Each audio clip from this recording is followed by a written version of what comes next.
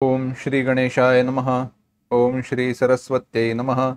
ओम श्री गुरुभ्यो नमः। श्रुतिस्मृतिपुराणानामालयं करुणालयं नमामि भगवत्पाद शङ्करं लोकशङ्करं। शङ्करं शङ्कराचार्यं केशवं बादरायणं सूत्रभाष्यकृतौ वन्दे भगवन्तौ पुनः पुनः। ईश्वरो गुरुरात्मेति मूर्तिभेदविभागिने व्योमवद्व्याप्तदेहाय दक्षिणामूर्तये नमः। योऽन्तः प्रविश्य मम वाचमिमां प्रसुप्तां सञ्जीवयत्यखिलशक्तिधरस्वधाम्ना अन्यांशहस्तचरणश्रवणत्वगादीन् प्राणान् नमो भगवते पुरुषाय तुभ्यम्। घुष्यते यस्य नगरे रङ्गयात्रा दिने दिने तमहं शिरसा वन्दे राजानं कुलशेखरम्। वन्दे मुकुन्दमरविन्ददलायताक्षं कुन्देन्दुशङ्खदशनं शिशुगोपवेशम् इन्द्रादिदेवगणवन्दितपादपीठं वृन्दावनालयमहं वसुदेवसूनुम्। मुकुंदमाला ग्रंथाचं आपण चिंतन करतोय आणि या ग्रंथाचं चिंतन करत असताना कवीने आमचं जीवन संपन्न कर, आम्ही तुझ्या ध्यानात नित्यरत असतो, तुला नित्य प्रार्थना करत असतो असं स्वतःचं वर्णन केलं। तिथे वर्णन करत असताना आम्ही कोण आहोत तर तुझ्या चरण कमलाचं ध्यानामृत पान करणारे आम्ही आहोत। आणि तिकडे ध्यानाचा विचार करत असताना आपण संक्षेपाने विस्तार केला, विस्ताराने विस्तार केला नाही, परंतु सिद्धांत किंवा प्रतिपादनाचा मुख्य विषय तिथे काय आहे याचा विचार करत असताना भगवंताकार अंतःकरण वृत्ती करण्याचा प्रयत्न करणारे आम्ही आहोत, किंवा आमची अंतःकरण वृत्ती तदाकार झालेली आहे। तदाकार म्हणजे भगवंताच्या आकाराची झाली आहे आणि तशी स्थिर व्हावी, स्थिर राहावी यासाठी आम्ही प्रयत्न करणारे आहोत। कारण रूपकाने किंवा वर्णन करत असताना, उपमा देत असताना त्या अमृताचं पान करणं हे जे म्हटलंय, तर भगवंताच्या चरणकमलांचं ध्यान ही अशी काही वस्तू नाही, पण मग अमृताचं पान याने सांगायचं काय आहे तर अमृताचा अनुभव। अमृताचा अनुभव कसा असतो तर तो सुखद असतो, आह्लाद देणारा असतो। आह्लाद, ल्हाद, आनंद, आनंद देणारा असतो। आणि मग जर ध्यानातनं आनंद मिळत असेल तर मग त्याचं स्वरूप काय आहे तर अनुभव हा आहे। दर्शने प्रशस्ती, काही व्यक्तींना, काही लोकांना नुसतं भेटलं तरी आनंद होतो, सुखाचा अनुभव येतो तिथे। मग त्यांच्याशी बोललंच पाहिजे असं नाही, केवळ दर्शनाने आनंद होतो। मग त्यामागची कारण काही असू दे, त्यामागची मीमांसा मला आत्ता करायची नाहीये, परंतु तसं जर असेल तर हे जर सामान्य व्यक्तींच्या बाबतीत असेल तर भगवत चरणाच्या ध्यानाने तो आनंद का मिळणार नाही? अरे जो परमात्मा भगवत स्वरूप आहे त्याचं, किंबहुना चरणाचा संबंध हा स्वरूपाशी आहे असं एका टीकेमध्ये म्हटलंय। त्या उत्तर रामचरित्रावरची एक टीका आहे, त्या टीकेमध्ये वर्णन करत असताना म्हटलं, उत्तमानां स्वरूपम ही पादशब्देन भण्यते। एखाद्याचं स्वरूप सांगायचं असेल तर ते चरण किंवा पाद या शब्दाने सांगितलं जातं। त्यामुळे भगवंत कसा आहे, आनंद स्वरूप आहे हे सांगण्यासाठी तुझ्या चरणाचं म्हणजे स्वरूपाचं आम्ही ध्यान करतोय आणि ते आम्हाला आनंद देणार आहे। आणि तुझं स्वरूप कसं आहे तर सच्चिदानंद परमात्मा हे तुझं स्वरूप आहे आणि तुझं आम्ही नित्य ध्यान करतोय, म्हणजे तुझ्या नित्य परोक्षतेचा किंवा तुझ्या स्वरूपाचा आम्ही नित्य अपरोक्ष अनुभव घेतोय। अशा आमचं जीवन तू संपन्न कर। मग अपरोक्ष अनुभव आल्यानंतर जीवन संपन्न कर म्हणजे काय? काही नाही, त्या ठिकाणी आमची बुद्धी स्थिर राहू दे, पुन्हा या जगाचा अनुभव येऊ देऊ नकोस। सिद्धांताने विचार करत असताना प्रदीर्घ किंवा बलवान प्रबल प्रारब्ध असेल तर व्युत्थान दशेवरती येऊन जगाची सुखदुःख भोगावी लागतात हा विचार सांगितलाय, परंतु तसं आमच्यावरती काही संकट येऊ देऊ नकोस किंवा तशी काही आमची अवस्था होऊ देऊ नकोस। नित्य तुझंच आम्हाला चिंतन होऊ दे, ध्यान होऊ दे, आम्हाला तुझा अनुभव येऊ देत।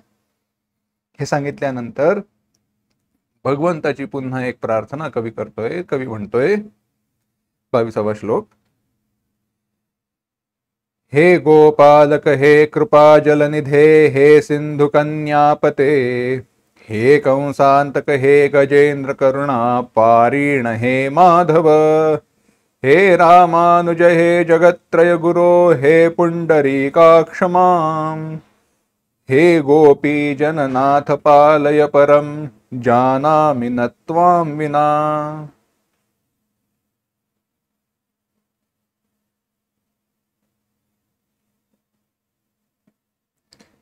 कवी म्हणतोय हे गोपालका, हे कृपासागरा, हे लक्ष्मीपते, हे कंसांतका,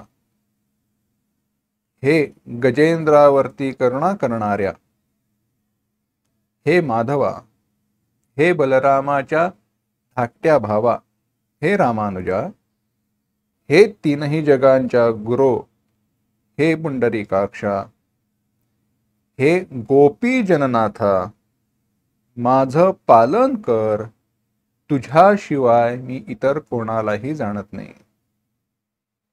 वंशी विभूषित करान्नवनीरदाभात पीतांबरादरुणबिंब फलाधरोष्ठात पूर्णेन्दु सुंदर मुखादरविंद नेत्रात कृष्णात परम किमपि तत्त्वमहं न जाने. कृष्णात परम किमपि तत्त्वमहं न जाने जानामि न त्वं विना परम. मला तुझ्याशिवाय दुसरं श्रेष्ठ काही माहित नाही. भगवंता तूच एक. आता हा जो शब्द आहे तो सापेक्षत्वाने घ्यायचा, निरपेक्षत्वाने घ्यायचा, कसा घ्यायचा, बराच विस्तार आहे. कारण श्रेष्ठ म्हटलं की तुलना आली आणि ज्या ठिकाणी तुलना आहे त्या ठिकाणी द्वैत आहे. मला इथे आधीची जी नावं आहेत त्याचा विस्तार करायचा नाही. माझा मुख्य विस्ताराचा विषय इथे जानामि न त्वं विना हाच असणार आहे. कारण आधीची नाव अत्यंत सोपी आहेत. गोपालक, गायींचं पालन करणाऱ्या, कारण गोपाळ रूपानेच कृष्ण वावरले गोकुळामध्ये. कृपा जलनिधे, कृपा सागरा, सगळ्यांवरती कृपा केली, सर्व भक्तांवरती सगळ्यांवर कृपा केली. सिंधु कन्यापते, सिंधु कन्या लक्ष्मीपते, लक्ष्मीपती. कंसांतका, कंसाचा अंत करणाऱ्या, कंसाचा वध करणाऱ्या. गजेंद्र करुणापारिण, गजेंद्र मोक्षाची कथा आपल्याला माहिती आहे. त्या हत्तीला, त्या गजेंद्राला त्या मगरीच्या मुखातनं सोडवलं, त्याच्यावरती कृपा केली. हे माधवा, माधव, मा नाम लक्ष्मी, धव पती, लक्ष्मीपती. हे रामानुजा, राम इथे बलराम, बलरामाच्या अनुज, मागून जन्माला आलेल्याला रामानुजाला, म्हणजेच रामानुज म्हणजे कृष्ण, बलरामाचे धाकटे भाऊ. हे जगत्त्रय गुरु, तीनही जगांच्या गुरु असणाऱ्या, हे जगत्त्रय गुरु. पुंडरीकाक्ष, कमलनयन. हे गोपी जननाथ, गोपींचे पालन करणारे, गोपींच्या नाथा. पालय माम पालय, माझं रक्षण कर, माझं पालन कर. त्वं विना परम न जानामि, तुझ्याशिवाय दुसरं श्रेष्ठ मी काही जाणत नाही. दुसरा जो आता आपण श्लोक पाहिला, वंशी विभूषित करा नवनीरदाभात कृष्णात परम किमी तत्त्वमहं न जाने, हा जो मधुसूदन सरस्वतींनी त्या दुसऱ्या श्लोकाची रचना केली आहे. कवी इथेही तेच म्हणतोय. समान विचाराचे भक्त आहेत भगवंताचे, कृष्णाचे. कारण तिथे त्यांचं उपास्य आराध्य कृष्ण आहे आणि तेच पर आहे, श्रेष्ठ आहे, हा दृढ भाव आहे, ती दृढ इच्छा आहे किंवा दृढ ज्ञान आहे, तो दृढ विश्वास आहे. इच्छा नव्हे, श्रद्धा आहे, दृढ विश्वास आहे. आणि ते महत्वाचं आहे. होतं काय लक्षात घ्या, ज्या वेळेला आपत्ती येते, संकट येतं, त्यावेळेला आपण कोणाकडे आश्रय म्हणून पाहतो, कोणाचा आश्रय घेतो, आधार घेतो, हा विचार केला पाहिजे. कसं आहे, होतं असं, आपण संकट आलं असता, आपत्ती आली असता,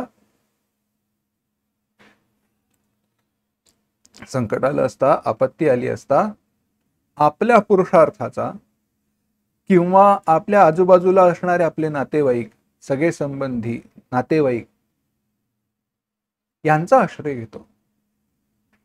जी काही आपल्याला उपलब्ध असणारी साधनं आहेत, वस्तू आहेत, त्यांचा आश्रय घेतो, आधार घेतो आणि ते माझं रक्षण करतील असा विचार करतो. तसं होता कामा नये.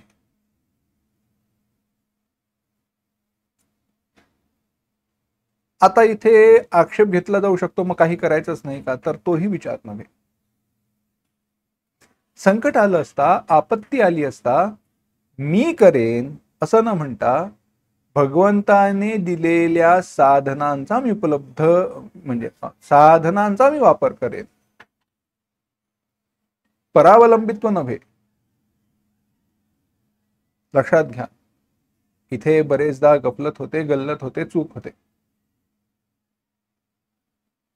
संकट दूर करण्याची साधनं माझ्याकडे उपलब्ध असताना मी हातावर हात ठेवून बसणं ही भगवंताची इच्छा नाहीये, किंवा भगवंत सगळं बघून घेतील हा विचार असा नाहीच आहे. ती साधनं कोणाच्या कृपेने उपलब्ध झाली याचाही विचार केलाच पाहिजे ना. ती साधनं मी मिळवली असं अहंकाराने म्हटलं तर तो दोष आहे. पण भगवंताने मला ती साधनं उपलब्ध करून दिली आहेत, जेणेकरून या संकटातून मी पार जाईन, तरून जाईन, हा विचार केला की त्या ठिकाणी भगवंताची ती कृपा आहे हे सिद्ध होतं आणि भगवत कृपेने आपल्या संकटांचा नाश होतो. भगवंतांनी उपलब्ध करून दिलेली साधनं आणि भगवंतांची इच्छा याने परिणाम झाला नाही. भगवंताच्या इच्छा म्हणजे भगवंताने आपल्याला दिलेली प्रेरणा, याने झालं नाही की हात वर करून सांगायचं आता भगवंता तूच. म्हणजे काय? काही नाही. दुर्धर आजार झाल्यानंतर भगवंता तू माझी काळजी घे, मी या डॉक्टरांकडे यांच्याकडे जातोय, त्यांना योग्य ती बुद्धी दे असं सांगायचं. दुसरं काय? कारण आपली एवढी काही साधना नाही की भगवंत स्वतः येऊन आपल्याला बरं करतील. आणि आपल्याला आजार झालाय तो आपल्याच दोषांमुळे ना.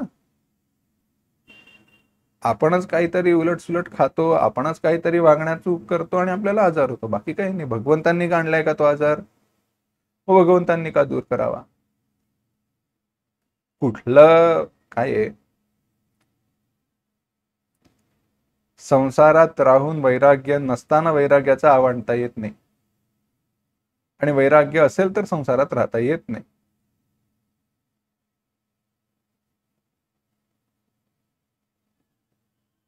भरल्या घरात राहायचं आणि भगवंत पाहून घेतील असं म्हणून जेवणाची व्यवस्थाच बघायची नाही, असंही होत नाही. संसार व्यवहार तो व्यवहाराच्या ठिकाणी पूर्ण सांभाळावा लागतो. हा सगळा विस्तार कशासाठी आला? एवढ्यासाठीच आला, जानामि न त्वं विना हे म्हणत असताना तू परतत्व आहेस, तू आश्रय आहेस, तूच सगळ्याचा पालन करता आहेस हे जाणणे. कर्मयोगाच्या दृष्टीने विचार करता येऊ शकतो, ज्ञानयोगाच्या दृष्टीने देखील विचार करता येऊ शकतो.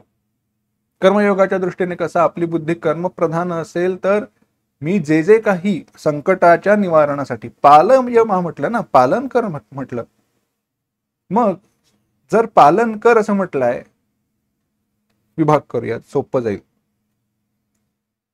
मी संसारामध्ये अडकलेलो नाही, मी गृहस्थाश्रमी नाही, मी ब्रह्मचर्य आश्रमात आहे, वानप्रस्थात आहे किंवा संन्यासाश्रमात आहे, मग कसलीच चिंता नाही. भगवंता तुझी इच्छा असेल तर मला भिक्षा मिळेल, आज नाही भिक्षा मिळाली तरी काही हरकत नाही, जशी तुझी इच्छा.